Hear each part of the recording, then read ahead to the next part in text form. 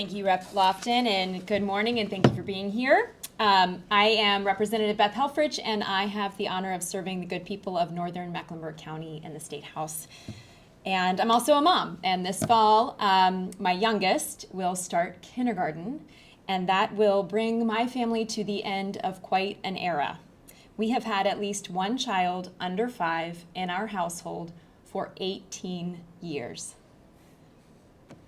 18 years. At one point, we had 3 under 5 in the same year, and that was especially fun.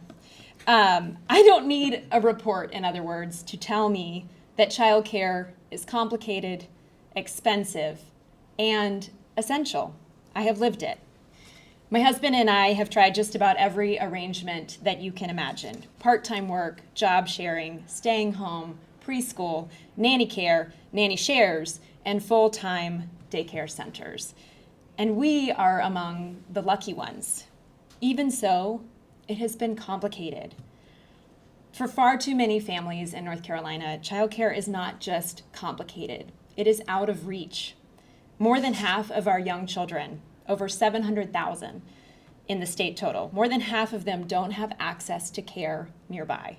Costs are through the roof. Providers are underpaid and overburdened, and too many parents are forced to choose between having a family and having a career. That is a choice that costs our state billions each year in lost workforce participation. But here's what's not complicated. Families should not have to struggle this much just to find safe, high-quality, affordable childcare. For too long, the response has been small fixes around the edges, while the problem keeps getting worse. And that's not good enough. That's why House Democrats are stepping up with a comprehensive, multi-pronged plan to address the problem from every angle. First, as Rep. Lofton said, we expand access and lower costs, reducing subsidy barriers so that more families can get the help that they qualify for, making permanent the Tri-Share program so that employers help share the cost burden of childcare, and putting money back into families' pockets through the child care tax credit.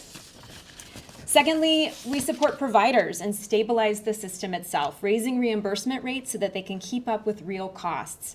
We invest in workforce development, expanding the wages program to supplement educator pay, and cutting unnecessary red tape that makes it harder to enter and stay in the field.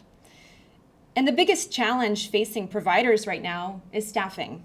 Just yesterday, we had to say goodbye to one of my 5-year-old's teachers. It was her very last day working in the center, and it was not the first last day we have had this year. That's the reality even in strong 5-star centers. If we want stability for families and for our workforce, we have to support the professionals who are doing this essential work. We're also thinking creatively about supply in this bill, directing state agencies to identify underused state properties that could be converted into child care centers, including options that support working families and state employees. Our bill isn't just a Band-Aid. It's designed to invest in long-term strategies because we know that the first 5 years of a child's life shape everything that comes next. And from our perspective and from the data, investing in the first 5 years has the highest return for our state's future. At the end of the day, budgets and policy are about priorities. Do we treat childcare like a side issue, or do we recognize it as essential infrastructure for our economy and for our future? The business community already knows the answer to that. Parents already know the answer to that. Our communities already know the answer to that. It's time that our policy catches up, because when childcare works, everything else can work too. Thank you.